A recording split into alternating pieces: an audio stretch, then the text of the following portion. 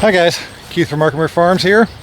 It is now the last week of September, getting ready to go into October, which means the temperatures have finally cooled off. So I can come in here and work on the project I've been wanting to do going on about 2 years now. Let's put up real overhead irrigation in my high tunnel here. So let me show you.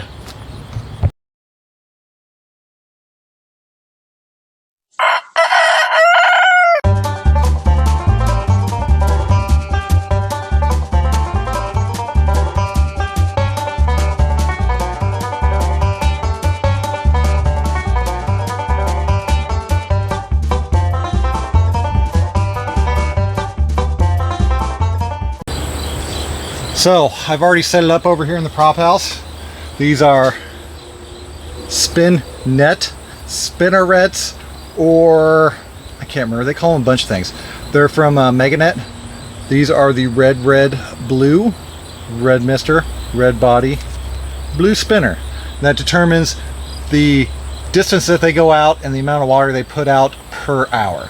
So there are a lot of charts on how to space these. This one I specifically have set up because my benches, which are on the ground, are actually 10 foot apart. So in order to have the 10 foot apart with the red blue, I've got to be, what is it, 2 to 3 feet off of the benches themselves. That's why I've got, I think these are 48-inch drops for my main line here. So we're gonna head over to the Caterpillar tunnel and I'll show you how to set up a Caterpillar tunnel with the best irrigation you can actually get. I know I've done videos in the past where I actually had the XL Mini little wobblers going in there. They actually go too far and they hit the sidewalls and it all drains down and makes a mess. These guys here are very specifically set up to keep the water within a nice boundary. Like here, I've got them on 3 foot centers all the way down. Perfect. Both sides of the benches, nice consistent watering. I'm loving it because I had 2 little XL wobblers in here and it did a horrible job. I actually had a lot of spotty germination and you can kind of see some of those trays are not growing because I lost them because it didn't water well. So we're going to go over the Caterpillar tunnel, go set this thing up. So I ordered all of my components through Berry Hill Irrigation. I've worked with them quite a bit in the past, so I'm very familiar with them and their website. That's where I got all these from. I will tell you, I bought enough to do my 2 Caterpillar tunnels here, my 1, 2. Also do 2 runs in my high tunnel, 1 run and then 2 runs over here and the prop house, and it was all under 500 bucks, which sounds like a lot, but that does, you know, 4 tunnels basically. 1, 2, 3, 4, yeah, equivalent of almost 4 tunnels. So that's not all that bad, only $125 a tunnel. So I'll go through and show you the different components we have and kind of tell you what they're for. Again, look at the technical document of this because that will size your main line. That'll size how far drop or above your crop you need to be, and also the size of the heads to use. Now I will tell you, this setup is the same exact kit that Farmer's Friend will sell you, but they sell it to you for about 4 times the cost. The one thing I'm not including is my timer, which I have timers laying around, and I'm not putting a filter on it because I'm on municipal water and I don't have to worry about any kind of sediment building up. And on top of that, I'm going to omit part of the heads themselves, so I don't have to worry about getting clogged anyways. So here's our first component. I've got 500 foot of 3/4 poly. I like the white stuff with the blue stripe. It makes it really easy to install, and the white keeps it cooler. Again, go by the charts for the lengths of your tunnels. Mine are all 90 and I have really good pressure and flow rate out here, so I can get away with the 3/4. The charts actually call at 100 foot, they want you to go with 1 inch. At 75 foot, they want you to go with 3/4 of an inch. So be very careful in sizing that correctly, otherwise the ones at the end of the run will not have that good of flow on them. The next parts you're going to look for are your weighted drops. These have a little bit bigger than 1/8 barb on top, a weight, and then a hole right here to plug your head in. So these are your heads. They come with an anti-siphon device, and then these 2 colors work on your flow and this one I believe works with the amount it goes. Again, there's charts for all of this, but what I do is I actually take these guys off because I want the lines to drain. These are more for prop house situations, and these actually prevent the lines from draining, but I do want them to drain. And also, I've heard from other people that they clog up if you have any contaminants, but if you don't have any contaminants in your water source, then you can just go straight with the head. We'll take this and it'll actually just plug onto the end of each of these drops. Only other thing you need, relief valve, which goes on your male garden hose thread. And get that off there. And then female garden hose thread. You're also going to need some 90s to work your way up and around the tunnel. Then the final thing you need are some twist ties. I got 11 inchers because I couldn't get the 8 inchers, and a punch tool. This is actually a punch tool for rainbird stuff, but it's just got a little 1/8 punch on it. Alright, so I've done just about the hardest part of this whole process, which is actually roll this line down the tunnel that's 500 foot long. So I've got that done. Now I'm going to make sure that the blue stripe's down. I'm going to put an elbow on and go off to the side. So I'm actually going to run my line down the hoop and back down for the main feeder line. So tighten my fitting. These are Loctite fittings, which are great for a project like this. And I got a pocket full of zip ties, and it's pretty darn simple. I just feed it through on the top and then run it through and zip it. The one thing I'm not trying to do here is get these things super tight. I'm just trying to hang it. So I found if I get them super tight, this top rail actually heats up quite a bit during the day, and it transfers a lot of heat back into the poly. So now I'm going to work my way down, which I'm over here, and then get a second one zipped on here. I'm going to zip them onto the bow connection, which I'll turn you around right now and show you. So I'm going to work my way down the tunnel, making sure my blue stripe stays down. I'm going over my ridge pole with my zip tie at each bow and just making a loose connection here. I'm not making it super tight. So each of these bows are 5 foot, so I will have a connection at every 5 foot, and we'll do that all the way down the end of the tunnel. We're going to follow the hoop, so this will be the intake, and we're going to take it down to the bottom where I actually have hose bibs at the end of each of these tunnels. So again, we're just going to connect onto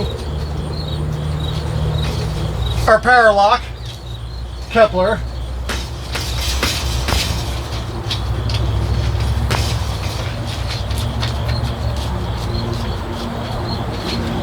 And then we'll run some zip ties every few feet or so. The trick is you just find a spot where the channel for the wiggle wire on the end of your tunnel is, and you just cheat through there. Now after you got your main line ran all the way down, putting your zip tie at every bow all the way down the tunnel, use your puncture tool, and then we puncture right into the blue stripe. Next, we'll assemble our drop, which is on the weight side, and where we took off the anti-siphon. Put these together on the ground, just push it till it's tight, and then we will just push it through the hole we just punctured. It does take a little bit of work, especially if the line's cold.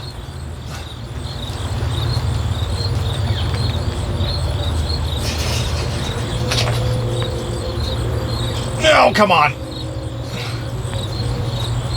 There it goes, till you hear it click. And that's what we're looking for right there.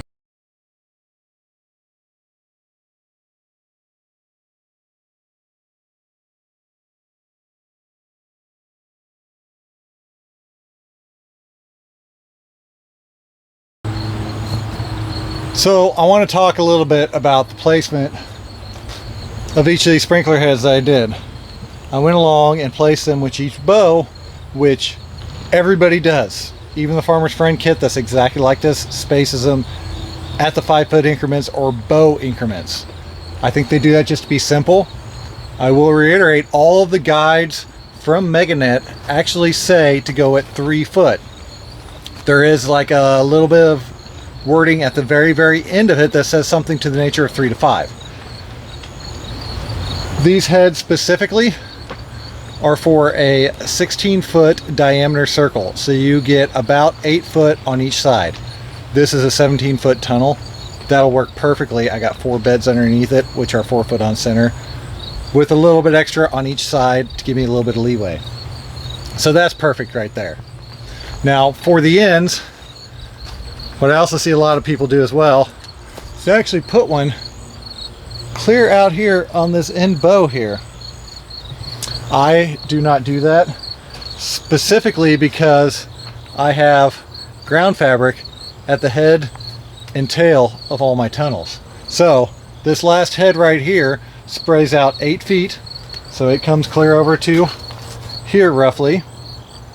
And then if we trace out an arc, we only lose a little bit of that corner. I mean, maybe just a slice bit right there, which it'll probably overspray anyways. So I'm not worried about that. The next one's going to overspray it by 5 feet, another 3, so it'll be clear out here. So we've got our good staggered spray all the way down the tunnel. That's exactly what I want. I want these heads to overlap. So this head is overlapping this head, like you would with any sprinkler system. And it's coming out another 3 feet, which puts me within 2 feet of this one, which means that one over there does the same thing. It overlaps. So I might actually have zones that have a little bit more water, but when it all comes down to it, the spray itself and the wind and everything moving around should pretty much even out. The one thing I'm not too cool with is I'm a little bit taller than most people that set these up, and they hit my head. But I guess that's just me having a wet head or learning to walk off to the side. So not a huge deal, but it is what it is. Down here at the end of the tunnel, I did put a drain valve on. Playing around with these doesn't seem to do anything, honestly. The water doesn't come out here. It all drains out of these guys. It'll start peeing off to one side, whichever way it goes. It'll just go out. I tried in the prop house actually to put a vacuum breaker at the very head of it and that at the end and leave all these on here, which I did because I didn't want them peeing down into all my little flats and threw it into whatever cell it happens to hit. Wouldn't drain the line out, it just held the water. But that also can be counteracted somewhat because all my lines are white, all the drops are white. So I shouldn't heat up all that much as long as I'm not transferring heat from the top rail, and that's why I specifically did not tighten those all the way up tight to the top rail. Where the top rail clips are, I went right underneath them, so they're touching aluminum. And then we'll come up here to the head of the system, where I didn't quite hook it up exactly like I would have preferred it, because I've got my spigot right here, which is very flexible. Then I've got my timer. Then I got my pressure reducer, which from what I could find, these are designed to run off around 35 PSIs. I just have 40 PSI reducers, so we're running off of those. Quick connect, hose connect, piece of line, elbow, and then we come straight up. I've also seen other ones where they come down and they put their hose thread right here, and they'll come along here and actually hook in their male and their female, because their whole system's lower PSI, and hook the timer in right here so you don't have to bend over. You don't have to be in there when it starts spraying on you and get all wet. But then you're looking at your timer upside down. So, you know, a little bit of one, a little bit of the other. Again, when I come over into the big high tunnel here, I'm gonna have to actually run lines to hang these from. I'll end up using more of the electric fence. I think it's 16 gauge wire. I've got the thicker stuff. I'll run to those and I'll zip tie the main lines to it. I have to put 2 runs in here though, going down, because this is a 30-foot wide tunnel. For a 30-foot wide tunnel, they suggest your runs be 16 foot apart. I will probably reduce them down to 15 because right down the center of the tunnel we have a walk path. So if we get a little bit extra water in the walk path, it's not the biggest deal in the world. So there goes the boys. Back out planting strawberries. They got 2 beds down already. They got 2 more to go. So we take a break about every 15 minutes. But hey, they're getting it done, and that's all that matters. So we're gonna go ahead and kick this thing on and go check out what it does. Okay, here we go. So our first run, we're just gonna run it for 10 minutes to see what happens. Mainly, I need to get this tunnel re-moistened everywhere because it's been running off of a single line of drip on these beds for the cucumbers, and these 2 have not even had anything in them, so they've just been sitting dry for quite some time. So we really need to get the moisture level back up to get it ready to start planting some lettuce and to get these ground cloths off because they're really stuck as well. These staples are in this concrete heavy clay I have, and it's just horrible getting them up. So I'm going to turn you around, kind of show you what's going on. So we're starting to get our water pattern, which is actually coming out a little bit further. You can see the ground starting to moisten. But these are much more gentle. I mean, I'm getting wet right here. Then you get with the XL Minis. But this will probably be the most telling part right here. Oh yeah, like right here, I'm right on the edge of the bed. I'm just barely getting water coming out, which tells me they could have actually been just a hair lower, but I think some of that has to do with the fact that they would be maybe not going far enough, and we do have a little bit of a north wind. Let's get in here and get a view of the sprinkler heads themselves spinning, which is a very wet process. Yeah, I like it. So this is the kind of stuff I look for. We're right on the edge of the tunnel. I'm good and dark right here, and I'm more splattered out here. So if we condense all that back, we're getting about full coverage here. Anything that hit this wall when the end wall was down would not be running off that badly. So I like these. I'm digging it. This is a perfect example of getting the right irrigation to get the job done. So again, this is a perfect example of having the correct irrigation for the correct job. The XL Minis I was using, they worked, but not really. But I could also use them in the field, and I threw them in here just because I had to have something in here. At the time I couldn't afford these things, but I wish I just would have went with these things to begin with.